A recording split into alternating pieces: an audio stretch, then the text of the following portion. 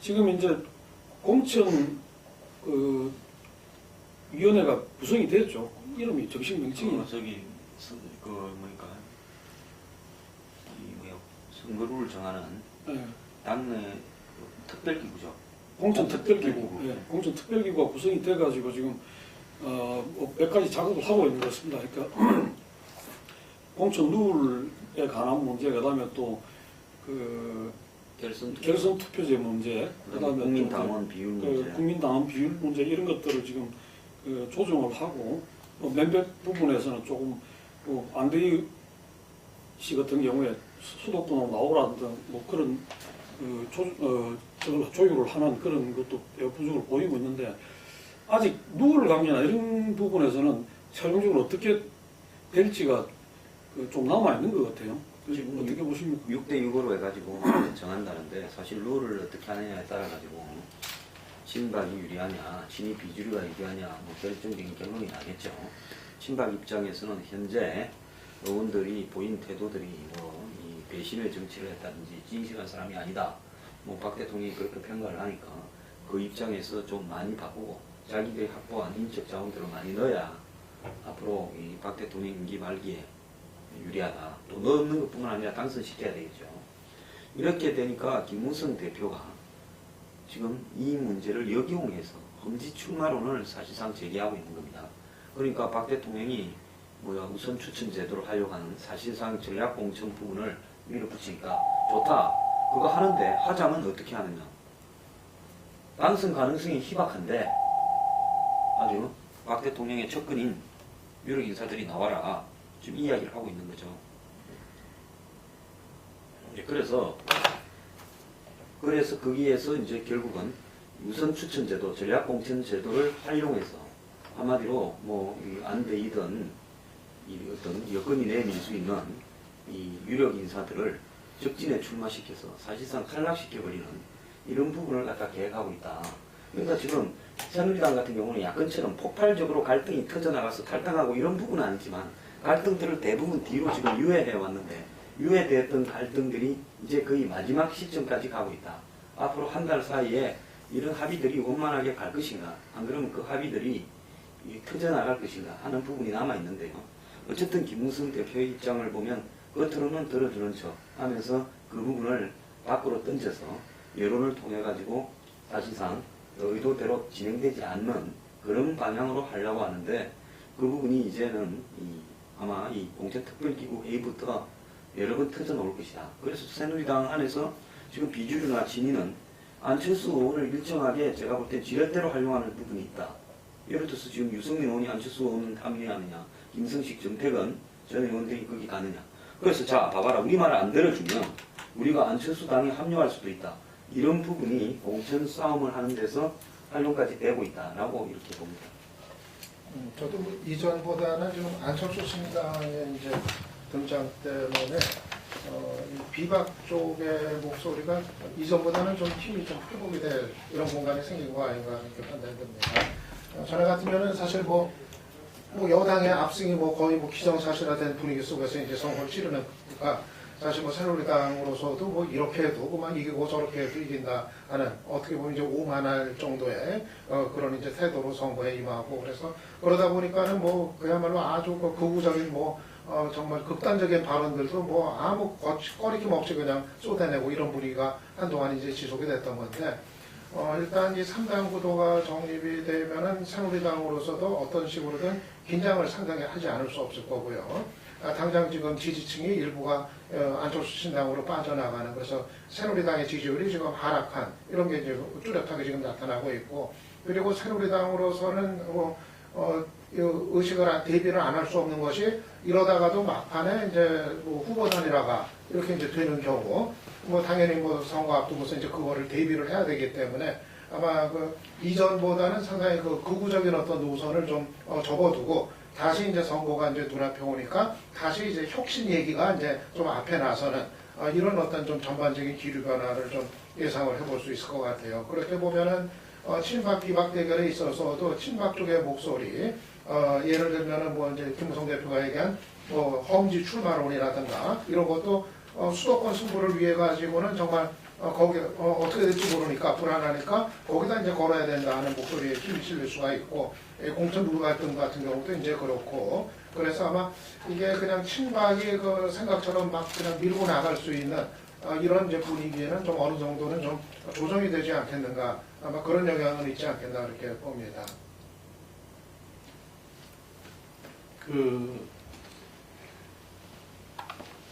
이번에 무슨 공천 평가입니까? 이런 특별기구 공천 특별기구 공천 특별기구에서 뭐 우여곡절 끝에 그 황진아 사무총장이 위원장이 되고 그 위원들이 친박 비박이 뭐 6대6으로 됐다. 그래서 앞으로 룰을 정하는데 많은 진통이 예상된다. 뭐 이런 보도를 봤는데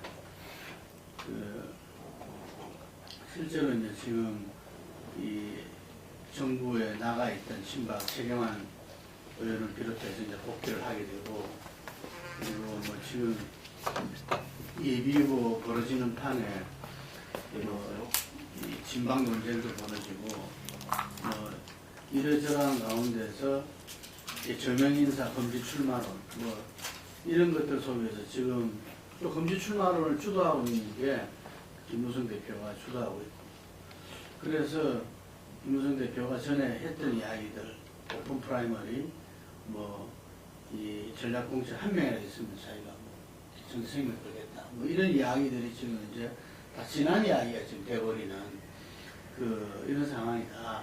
그리고 이 새누리당은 지금 박근혜 대통령의 40% 지지를 유지하면서 지금 아주 이 정치권에 뭐 협박한다 할 정도로서 강한 드라이브를 걸고 있는 부분에 뭐 그 앞에서 이렇게 뭐 예를 들면 청와대 출장소냐 자기들이 그런 말이에요. 이렇게 이 여당이 뭐 그럴 정도로 지금 이제 이 수평 관계가 아니라 일단 그런 모습으로 지금 나가고 있는데 이게서 이제 하나의 분기점이 이 공천이고 그다음 총선이고 뭐 이렇다는 이야기죠. 이게. 그래서 그때까지는 어쨌든 이 친박 비박 간의 어떤 이 경쟁이 공천 룰로서 나타날 수밖에 없다. 이렇게 보여지고 이래서 지금 큰 틀에서 이 국민공천제는 이제 사실상 이렇게 된 거고 그럼 현재 당원 단계로 가자. 이게 이제 친박들 요구고 그랬을 때 그 부분들이 기본적으로 동의가 된 거고 그래서 그 국민과 당원 간의 어떤 비율 문제 5대5다 아니다 국민들이 조금 더 높아서 7대3이 돼야 된다 뭐 요 문제는 아직까지 결론이 안 됐고 두 번째가 결선 투표제 결선 투표제가 어쨌든 응집력이 있는 친박 후보들이 2등 3등을 하더라도 다시 뒤집을 수 있는 어떤 여지가 있을 수 있는 결선 투표제를 주창하고 결선 투표제는 받더라도 그것을 어떤 룰로 잡느냐에 따라서 또 전혀 다른 거죠. 김용태 서울시당 위원장 같은 경우 오차범위 내에 있을 때만 이 결선 투표를 해야 된다. 차이가 엄청 떨어지는데 결선 투표하는 거는 이거는 이 선거를 뭐 말자는 이야기다. 뭐 이런 이야기도 하고 하는데 지금 그렇게 흘러가는 것 같아요. 이게 흘러가면서 200석, 180석 뭐 이런 이야기도 나오는데 실제로 새누리당이 승리한다고 그랬을 때 다른 지역에서는 거의 강원도, 충청도, TK, PK에서는 거의 꽉 찰 만큼 지금 의석을 갖다가 갖고 있는 거죠. 결국 수도권 선거가 어째 되냐가 중요하다 그랬을 때 현재 이 서울을 중심으로 한 민심은 새누리당에 결국 녹록지 않다. 그래서 야당의 분열에 의해서 어부지리로 선거를 이렇게 바라봐서는 안 된다. 오히려 이 야당의 분열이 야당 표의 확장성이 있으면서 마지막에 야권 연대나 단일을 한다면 속수문 챙길 수 있다. 뭐 이런 부분들을 이 서울시당, 서울에 있는 의원들이나 이런 부분들은 당에 끊임없이 제기하고 있고 나름대로 자기들은 그런 위기감을 실제로 갖고 있다. 이런 이야기를 하더라고요. 그래서 좀 전혀 언론에서 이야기하는 새누리당 이번 총선의 낙선 분위기와는 전혀 다른 이야기들을 서울을 중심으로 한 수도 의원들은 하고 있는데 이 김용태 시당위원장 이야기한 거는 정확한 데이터를 놓고 이야기해 보면은 자기들 주장이 맞다 이거죠. 근데 막연한 어떤 전체적인 정당 지지율감 이런 걸로 봤을 때는 그렇게 이야기하는데 정확한 데이터로 봤을 때는 새누리당도 지금 이제 180, 200석을 이야기할 때가 아니다 이렇게 말하더라고요. 100% 안철수 당과 새누리당의 다수가 이원직 정부제 개헌을 주장할 거라고 보고 있습니다. 그래서 개헌을 하더라도 개헌에 해당되는 충분한 논의와 명분이 있어야 하는데 단지 국회의원직에 들어간 사람들이 자신의 권력을 좀 더 많이 누리고 이렇게 하자 기득권의 입장을 반영하는 그런 형식의 개헌이 된다면 그래서 국가적으로 저는 굉장히 문제가 될 수 있다고 봅니다. 그렇기 때문에 새누리당이 지금 공천 싸움에 빠져가지고 공천 룰 외에는 무슨 기사가 없어요. 예를 들어서 총선에 대비해가지고 자신들이 정책기획단을 만들어서 지금 현재 경제위기가 심화되고 있고 내년이나 내후년까지 IMF에 버금가는 경제위기의 파도가 다가올 수 있는데 이런 부분을 어떻게 대응하자. 또 무슨 청년 실업이나 이런 문제들이 지금 노동관계법 5개를 통과시켰다 하더라도 그런 문제가 해결된다고 볼 수 없는 거 아닙니까? 부분일 뿐이죠. 그러면 이런 문제들을 어떻게 할 건가? 가계부채가 매우 심각하고 기업부채도 심각하다. 그럼 이런 것들을 어떻게 할 건가? 또 부동산에 여러 가지 요인이 다가오고 있는데 이런 것은 어떻게 할 것인가? 이런 부분을 자영업자의 몰락을 어떻게 할 건가? 이렇게 좀 정책적인 이 변화를 도모하는 목소리가 당 내에서 나와야 되는데 어느 누구도 이런 소리를 하는 사람이 없이 그냥 진실한 사람이 나아가서 뭐 금지 출마 논의 하고 있는 형태가 매우 대행적이라고 합니다. 예. 근데 실제로 이제 지금 얼마 전에 그 대구에서 유승민은 지역구에 이재만인가요? 구청장 했던 사람이 이제 예비후보 등록을 하고 그게 홍문종 의원이 내려가고 대통령이 말한 진실한 사람이 바로 이 사람이다 뭐 이런 식으로 이야기를 하고 그걸 받아가지고 또 이제 그 예비 후보들 그거에 그 현직 의원들이 내려가서 하는 것이 적절치 않다 이런 뭐 그것도 나오고 했는데 어떻게 보십니까? 이게 지금 그 대구 한두 지역에 뭐 국한된 일이 아니라 이런 양상이 앞으로 계속 나타나고 이런 게 이제 또 실제로는 새누리당 그 내부에서 첨예하게 좀 이렇게 그 대립한 요소로 작용할 가능성이 있을 것 같은데 이게 어느 정도까지 이 청와대 의중이 실려 있는 거라고 봐야 될지 그런 게 좀 제가 봤을 때 그 홍문종 의원이 진실한 사람 감별사라고 한다면 홍문종 의원이 지난번에 이야기한 위원직 정부제, 반기문 대통령, 뭐 실세, 친박 총리 이런 식으로 위원직 정부제 필요하다는 것도 그러면 대통령의 뜻이냐? 저는 전혀 아니라고 봅니다. 그렇다면 그것은 결국 친박의 핵심 몇 명이 자기들이 앞으로 대통령을 겉으로는 걱정하는 척하면서 실제로는 자기들이 대통령 이후에도 정치적인 힘을 연장해 가고자 해서 사칭하는 경우도 있지요. 그렇기 때문에 이 진실한 사람이라는 이 부분에 대해서 지금 친박에 누가 그건 진실한 사람이고 누가는 아니다라고 이야기할 수 있는 근거가 있느냐. 어떻게 보면 대부분이 사칭으로 갈 수 있습니다. 진짜 진실한 사람이라는 것은 그야말로 현 시점에서 국민들을 위해서 여러 가지 사사로운 관계에 얽매이지 않고 한결같이 계획적인 정책을 갖다가 반영을 하고 의정활동을 할 수 있는 사람이 진실한 사람 아니겠어요? 그렇게 본다 그러면 기존 새누리당 의원 중에서 진실한 사람 숫자는 매우 적다고 볼 수가 있어요. 근데 저는 그냥 이재만 선거사무소에 이렇게 친박 현역 의원들이 몰려간 거를 보고는 참 집요하다 하는 이제 생각이 이제 들더라고요. 뭐 자기 당 그 같은 뭐 동료 의원을 떨어뜨리겠다고 이제 경쟁하겠다고 이제 나온 쪽에 그렇게 가서 격려사를 한다 하는 거, 가서 뭐 친박 얘기라고 그런다는 거. 그게 그런 어떤 움직임이 이제 청와대하고의 어떤 교감이나 어떤 공감도 없이는 뭐 불가능한 거고 여전히 이제 그 청와대에 이제 유승민에 대한 어떤 비토는 이제 완강한 거가 이제 뭐 다시 이제 뭐 드러나는 거다 이제 생각이 이제 드는데요. 근데 저는 이제 아까 그 총선 환경에도 좀 여당에도 지금 3당부터 이제 안철수 신당의 등장이 좀 일정하게 영향을 분위기에 이제 주지 않겠는가 얘기를 했습니다만은 총선 이후도 대선 정국까지 가는 데도 좀 그 기조는 좀 유지가 되지 않을까 이제 예상이 이제 돼요. 뭐냐면은 만약에 총선 결과 이제 안철수 신당이 완전히 몰락을 해가지고 사실상 뭐 의미 없는 그런 이제 그 세력으로 해서 그렇게 소멸되는 이런 게 아니라면은 그렇다면 얘기가 다르겠지만 그렇지 않고 기본적으로 뭐 어떤 3당 구도로 뭐 계속 간다든가 뭐 이런 식의 경우 구도가 짜졌을 때 그때는 결국 이제 대선으로 가는 길이 야권 쪽이 대단히 이제 복잡하고 유동적이라는 것 그런 걸 이제 의미하는 거거든요. 그러니까 전에처럼 야당의 뭐 아무개만 상대로 하면 되는 그런 어떤 단순한 게임이 아니라 야권의 이제 대선 구도, 대선 질서가 어떻게 짜여질지가 여러 가지로 어떤 그 가변적이고 상당히 이제 그 격동이 칠 수 있는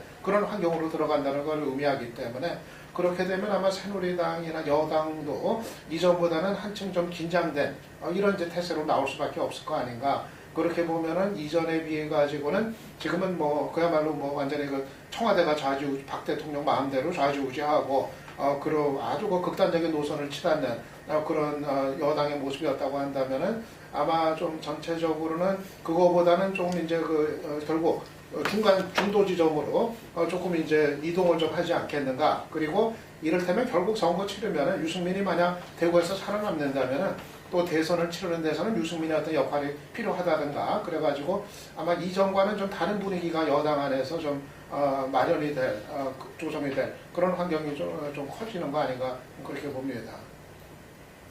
근데 배신의 정치 부분에서 봤을 때요. 지난번에 공천을 할 때 박 대통령이 비대위원장으로 사실상 박 대통령의 뜻이 반영된 공천이 상당 부분 많았는데 당선자가 그때는 한 152명이가 그랬지만 그런데 지난번에 그 뭡니까 국회법 개정안인가 할 때 보면 97명이 찬성을 하고 대통령이 그때 배신의 정치 이야기인가 하니까 31명만 기권 반대를 했어요. 3배가 훨씬 넘는 숫자가 찬성을 했단 말입니다. 대통령의 권한을 줄이지 않았는데 그렇게 보면 대다수가 배신을 했다는 거죠. 75% 이상이죠. 78%가 배신을 한 거죠.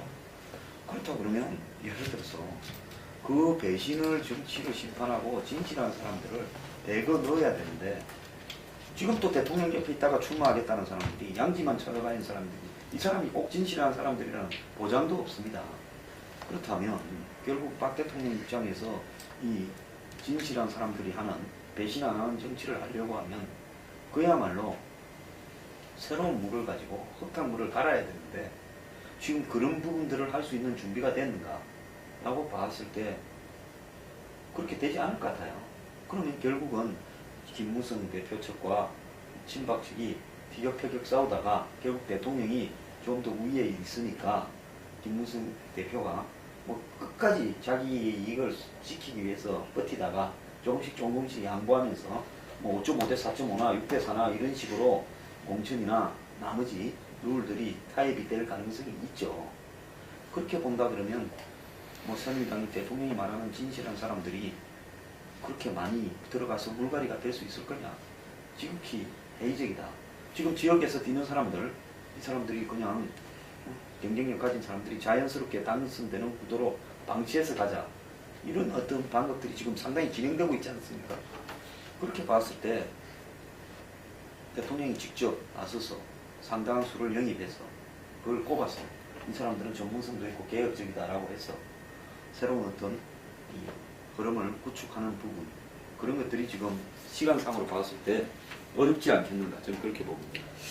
근데 이 문제 이제 총선으로 가기 이제 전에 물론 뭐 이제 이 출마를 해야 되는 사정이 있기 때문에 이제 개각을 한 측면이 있습니다만 또 한편으로는 아까 말씀대로 지금 경제가 굉장히 어렵고 여러 가지 뭐 사정이 안 좋고 대통령 스스로가 지금 경제가 이대로 가다가 위기에 가할 수도 있다 그런 이야기를 했는데 불구하고 개각에서 나타난 면면들 특히 이제 경제부총리를 유일로 의원을 다시 기용을 한 것은 대단히 좀 부정적인 평가들이 많은 것 같습니다. 그리고 또 이제 이 교육부총리 경우에도 지금 이 역사교과서 국정화 문제가 굉장히 심각한 현안으로 대두가 됐었는데 조금은 뜬금없이 이제 자연과학계 계통의 교수를 또 총리로 교육부총리로 발탁을 하는 이런 걸 했는데 이 부분은 총선으로 가는 과정에서 보면 좀 여당 입장에서는 조금 이게 너무 안이하게 상황을 보는 게 아닌가 그런 그것도 분석도 나올 수 있을 것 같은데 어떻게 보시는지요? 제가 봤을 때 경제 부분은 뭐 적극적이고 공격적으로 뭔가를 새로운 초이노믹 비슷한 걸 하기보다는 다가올 위기를 안정적으로 수비하는 쪽으로 중점이 맞춰졌는데, 그런데 안정적인 수비도 대통령이 어떤 말들을 했을 때 교감이 될 수 있는 사람, 즉 전문적인 관료성을 고집하면서 소극적으로 움직이는 사람보다는 대통령의 뜻을 잘 반영하는 사람을 골랐다고 봐요. 그러니까 나간 지 2달 된 사람은 다시 총리를 하지 않았겠습니까? 그러니까 임기 말 2년에는 안정적으로 어떤 뭔가 금융위기 또 외환위기 같은 사태가 오지 않도록 최대한 직접 관리를 해나가겠다, 이런 의미가 포함됐다고 보고요. 제가 볼 때 교육부총리 같은 경우에 의도적으로 공대 출신을 했다고 봅니다.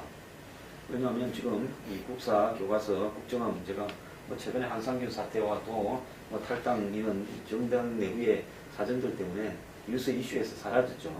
그런 입장에서 이번에 사회교육부총리를 만약에 국사 교과서나 이런 부분에 이해관계가 있거나 그 부분에 전문가라고 하는 사람이 오게 되면 꺼진 불을 또 지필 수가 있기 때문에 의도적으로 이 문제는 사실상 이 문제와는 거의 관계없이 살았던 뭐 이 교육개혁, 어떤 일반적인 교육의 시스템적 개혁을 주장해오던 사람을 앉혀서 무난하게 넘어가려고 하는 부분이다, 그렇게 봅니다.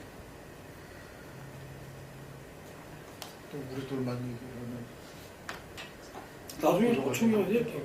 김문구 대표도 어디 가서 안 와요.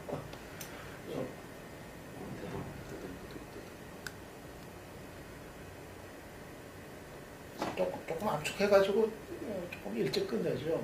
예. 아니 있는 것만 하고 갈 테니까 그 말씀 주시고 나머지 부분은 두 분 말씀을 내가 나중에 하겠게.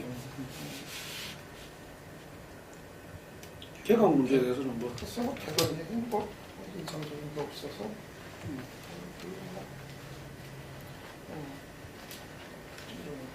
예, 하여간 저는 하여간 유로 그 의원을 다시 총리로 한 것은 그 진짜 이거 지금 시점에 적절한 인사냐에 대해서는 상당히 의문이 강하게 들고, 또 이분이 이 경제 전체, 우리 경제 전체가 지금 그 당면하고 있는 문제에 대해서 저할 수 있느냐? 왜냐하면 직전에 그 국토부 장관으로 있을 때 완전히 저 초이노믹스 맞춰가지고 그 경기 부양책 위주로 갔던 분인데, 뭐 지금 저 총리 되고 나서도 일성이 주택이 뭐 공급 가행이 아니다 이런 이야기를 했던데 상황을 좀 제대로 보고 있는지가 좀 우려스럽다 그런 생각이 듭니다.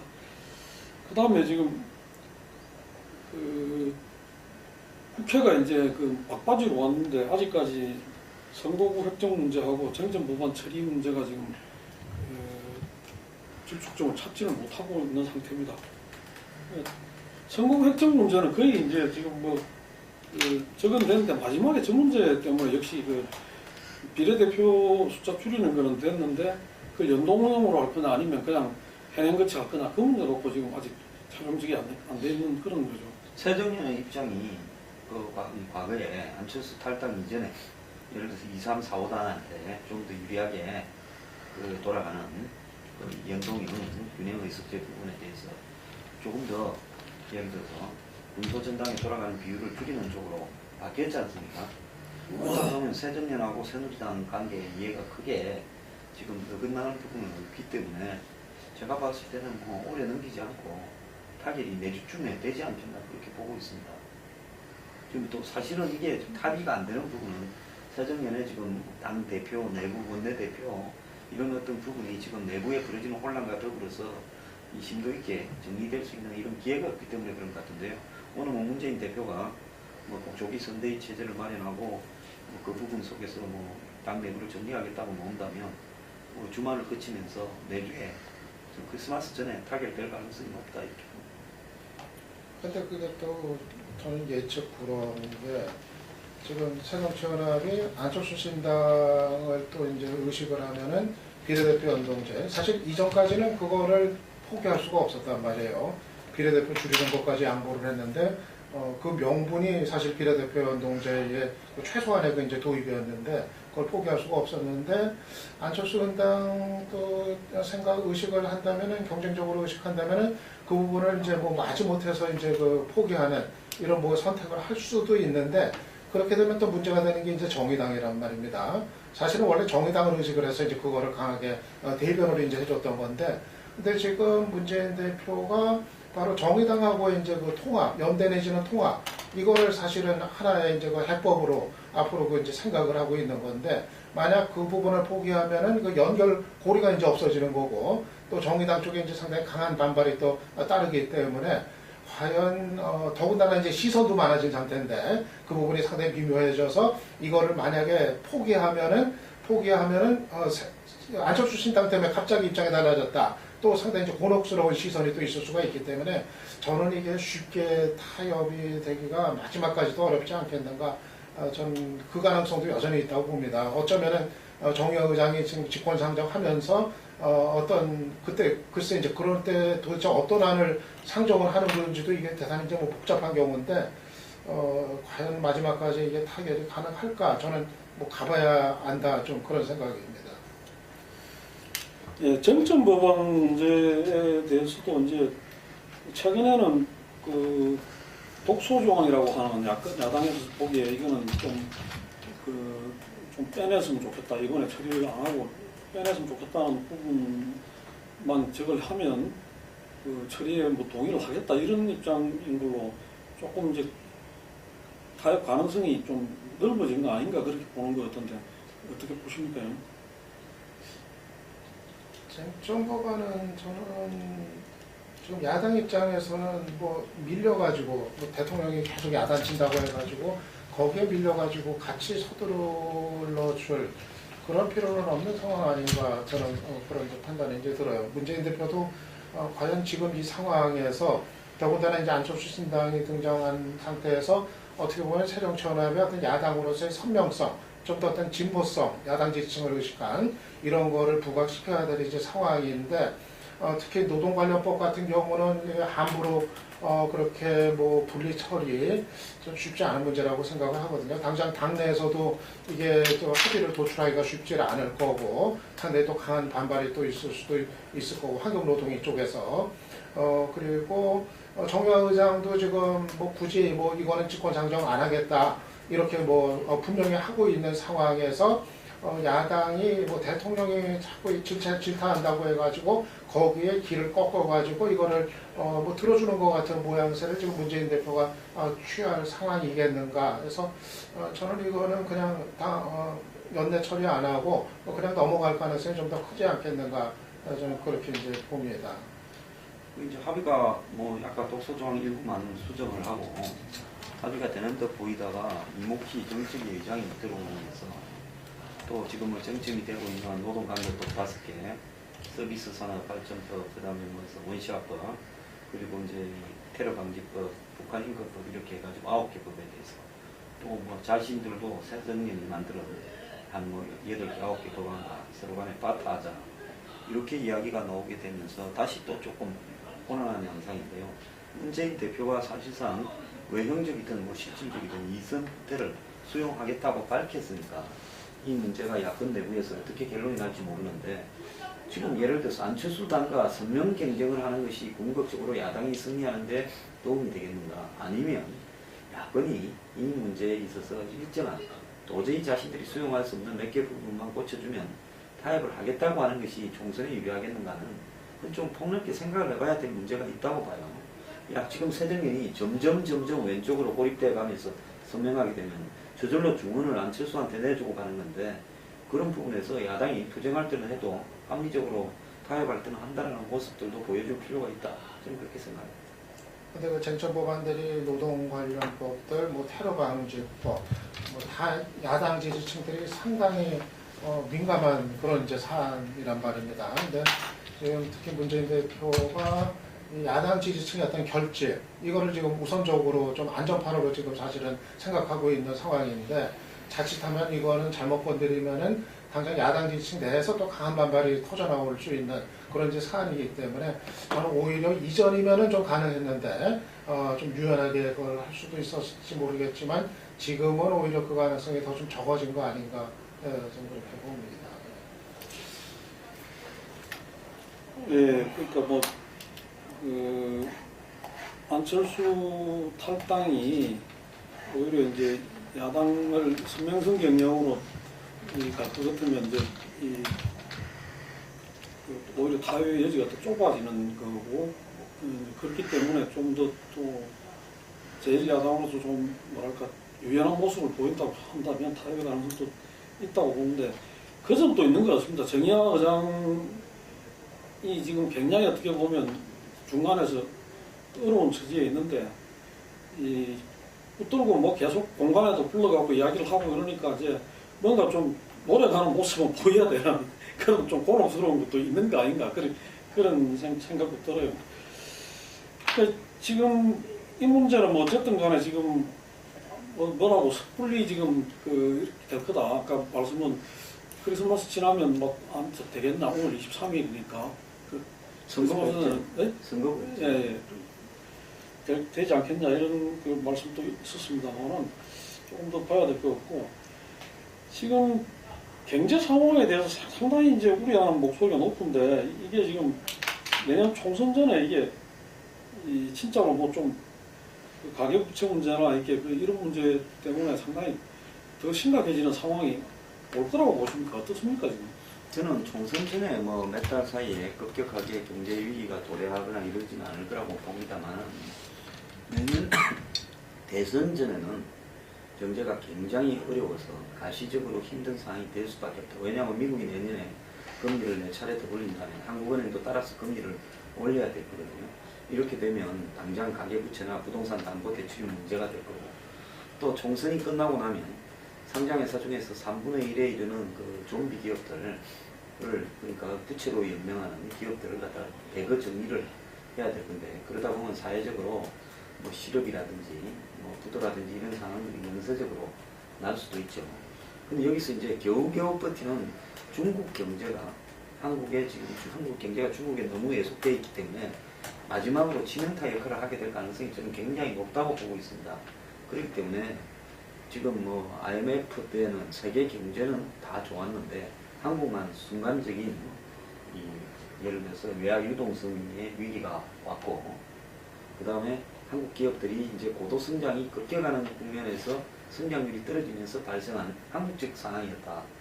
그런데 금융위기는 2008년에 전 세계적인 상황이었지만은 그렇다고 한국에서 뭐 예를 들어서 어떤 문제가 터진 것은 아니다. 미국의 영향을 받았을 뿐이다. 그런데 이번에 이제 맞아야 할 위기는 세계적 위기 상황과 한국적 위기 상황이 결합되어서 그야말로 퍼펙트 스톰 형태로 아주 치명타를 맞을 가능성이 있기 때문에 매우 신중하게 부채부터 시작해서 그 다음에 금리, 부동산 관리들을 해가야 된다. 그리고 기업들을 구조조정하는 문제를 서둘러야 된다. 그렇게 봅니다. 만약 이게 잘못되면요. 내년 대선에서 보수 여권으로서는 치명타를 입을 수 있다. 내후년 대선에서는 그렇게 봅니다. 총선 때까지 뭐 특별히 뭐 경제적인 위기가 대두가 되고 뭐 그럴 가능성은 좀 희박해 보이고요. 미국 금리 인상 했다고는 하지만 대단히 먼저 점진적으로 미국도 가는 거고 또 이미 예고된 시장에 예고됐던 변수기 때문에 금리가 뭐 이렇게 급격히 갑자기 또 오를 것도 아니고 그래서 최소한 뭐 총선 때까지는 뭐 현재 뭐 상태는 그냥 이제 유지가 되지 않겠는가 그렇게 봅니다. 예, 오늘은 뭐 지금